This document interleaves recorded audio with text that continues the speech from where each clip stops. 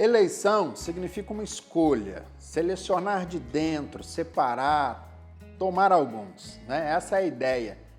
A eleição, como ensinada na palavra de Deus, na Bíblia Sagrada, significa que Deus fez uma escolha entre os seus filhos. No princípio, ele fez a sua escolha sobre certos indivíduos a quem ele deu seu filho, por quem Cristo morreu como substitutivo.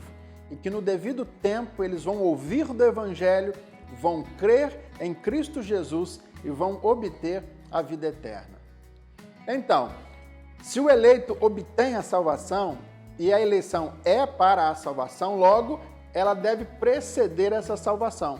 Os homens são salvos quando creem em Cristo, não quando são eleitos. É importante a gente entender isso, né? Os eleitos de Deus são induzidos à posição de santidade através da sua chamada eficaz, que é o trabalho do Espírito Santo na vida desse crente, né? Através do qual, de fato, ele se torna um crente no Evangelho de Cristo Jesus. Também a eleição não é responsável pela perdição dos pecadores, né? O pecado é o que manda os homens para o inferno, e todos os homens são pecadores por natureza e por prática. São totalmente pecadores, a parte da eleição ou não, isso independe. Não quer dizer que porque a eleição é para a salvação e que a não eleição é a perdição. O pecado é o elemento que vai condenar a vida do homem. A eleição em nada prejudica qualquer tipo de pessoa com respeito a isso. Mas nesse ponto é preciso a gente fazer a distinção, né, entre um simples desejo de escapar do inferno do desejo de se salvar do pecado, né? O desejo de ser salvo do inferno é natural. Ninguém quer ficar aí queimando no inferno. O desejo de ser salvo do pecado, isso sim é espiritual e é um resultado da obra convincente do Espírito Santo na vida deste eleito. A graça de Deus, ela é eficaz. E a graça eficaz de Deus é a mãe desse desejo, sabe? Representar a eleição, dizendo que Deus prepara um banquete do Evangelho. O homem chega a essa mesa faminto pelo pão, pela vida de Deus, mas Deus chega e fala assim, não é justo. Você não é um dos meus eleitos, tal, eu não quero você aqui. Isso não é justo. É representar mal essa doutrina, sabe? Aqui está a verdade. Deus preparou o banquete, mas o fato é que ninguém quis vir à mesa, sabe? Se não fosse pela obra redentora de Cristo Jesus, não haveria nenhum banquete do Evangelho. Se não fosse pela obra compulsora do Espírito Santo, não haveria nenhum convidado a esta mesa. Muitos de nós consideramos como um axioma essa afirmação de que o destino de cada homem está nas suas próprias mãos. Mas isso é negar completamente aquilo que a própria palavra de Deus está nos dizendo. Em nenhum momento o destino dos homens, dos santos, está nas suas próprias mãos. Nem antes e nem depois deles serem salvos, né? Será que pensar nisso, né? Meu destino está nas minhas próprias mãos antes da salvação e tal, é como se a gente estivesse renegando a verdade do Evangelho. Porque se a salvação e a regeneração estivesse nas minhas próprias mãos, com certeza eu nunca seria salvo. Com certeza, absoluta, não haveria salvação para nós. A Bíblia afirma muito pelo contrário, né? Fala que a graça de Deus é quem nos salva. A Bíblia fala isso, 1 João 1, verso de número 13, Efésios 2, 2 Timóteo 1, 9 e tantos outros textos, né? Se o meu destino estivesse nas minhas próprias mãos, com certeza eu perderia a minha salvação. Mas a Bíblia diz que nós somos guardados pelo poder de Deus através da fé. 1 Pedro, aí, capítulo 1, verso 15, Salmo 37, 28, João 10, 27, né? Filipenses 1, 6 e também Hebreus 13, verso 5 e vai por aí. Estas graças, sendo feitas por Deus ao homem, não são a causa, mas são as evidências da eleição, né? 1 Tessalonicenses 1, verso número 3, 2 Pedro 1 também, Filipenses 2, né, vai falar sobre isso, que o homem que não ora, que não se arrepende dos seus pecados e que não confia em Cristo e que não se empenha em fazer boas obras, não tem o direito de dizer que ele é um eleito de Deus. A palavra eleição está muito associada, sabe, com Deus e totalmente separado do homem. É Deus quem escolhe. O seu povo são os seus escolhidos, né? E a graça é a fonte para essa eleição. A teologia de que Deus vota a nosso favor, Satanás contra, e de que nós damos o voto decisivo é completamente fora dos ensinos das Escrituras, né? Eu acho que é quase ridícula demais para a gente poder notar isso. A Bíblia vai falar totalmente o contrário. João 15, verso de número 16, 2 Tessalonicenses 2,13, Efésios 1, verso de número 4, vai nos dar totalmente uma outra direção. Então, nada tem a ver com o homem, sim, tem a ver com Deus. É a vontade soberana de Deus intervindo na história do homem.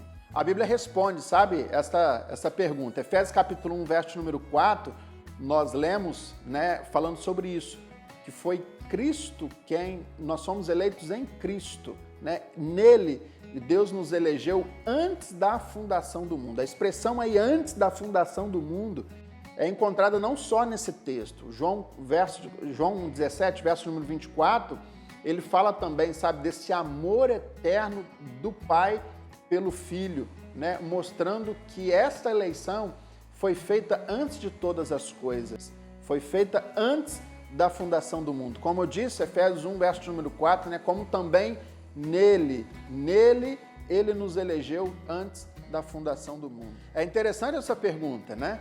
Ela é baseada em algo bom do pecador? A gente poderia pensar assim, né?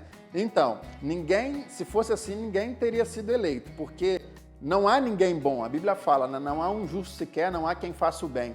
A santidade não é a causa, mas ela é o efeito da eleição. Nós fomos escolhidos não porque nós fomos santos, nós fomos escolhidos para sermos santos. Efésios 1, verso número 4, mais uma vez, né? Como a gente já viu, que a eleição não foi feita tendo em vista o arrependimento prévio. A eleição é a causa do arrependimento e da fé, não é? E nós não fomos... E não é o efeito dessa graça. Dizer que Deus escolheu o homem para a salvação, porque ele viu antes que eles se arrependeriam, que quereriam, que seriam salvos, é atribuir tolices a Deus, um Deus infinitamente sábio, que sabe que tem o controle de tudo nas suas mãos. Esse também é um outro ponto importante, né? Dizer que a crença da doutrina da eleição vai levar os homens a dizer, já que eu sou eleito, eu vou ser salvo e tal, não preciso fazer mais nada.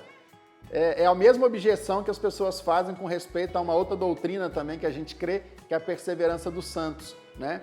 Esse é um raciocínio muito ousado, ao meu ver. É colocar a razão humana contra a revelação de Deus. Ela não dá importância a essa operação da graça de Deus no coração do homem, sabe? A eleição não significa que o eleito será salvo, quer creia ou não, absolutamente. Nem significa que o não eleito ficará perdido sem consideração do quanto possa arrepender-se e crer. O eleito será salvo pelo arrependimento e fé. E os dois são dons dados por Deus. O não eleito, ele simplesmente nunca vai se arrepender e crer. Absolutamente nunca, né? Há uma quantidade enorme de evidências históricas e bíblicas, né, para a gente poder acreditar nisso. Abaixo de Deus, né, a gente pode afirmar isso. O William Carey, né, que foi o pai das missões modernas, ele cria na eleição. A crença da eleição não destruiu o espírito missionário de Adoniram Hudson, do príncipe dos pregadores, né, do Charles Spurgeon, tantos outros líderes, né, a igreja de Murray, como o Dr. Love mesmo chamou, né, a maior igreja missionária da Terra, onde ele pregou sermões sobre eleição muitos anos, durante quase 40 anos, né? A eleição é a própria base da esperança e do nosso esforço missionário. Se nós tivermos de depender da disposição natural ou da vontade de um pecador morto que odeia absolutamente Deus para se arrepender ao Evangelho, nós podemos dispensar qualquer tipo de evangelização. Mas quando nós notamos que é o Espírito Espírito Santo que traz vida ao pecador, vamos adiante.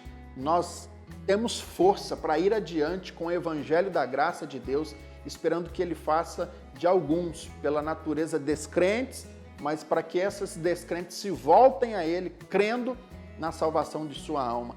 A eleição, portanto, não determina a extensão das missões, mas o resultado delas, sabe? Nós devemos pregar a toda criatura porque Deus ordenou, porque lhe agrada salvar os pecadores pela loucura da pregação.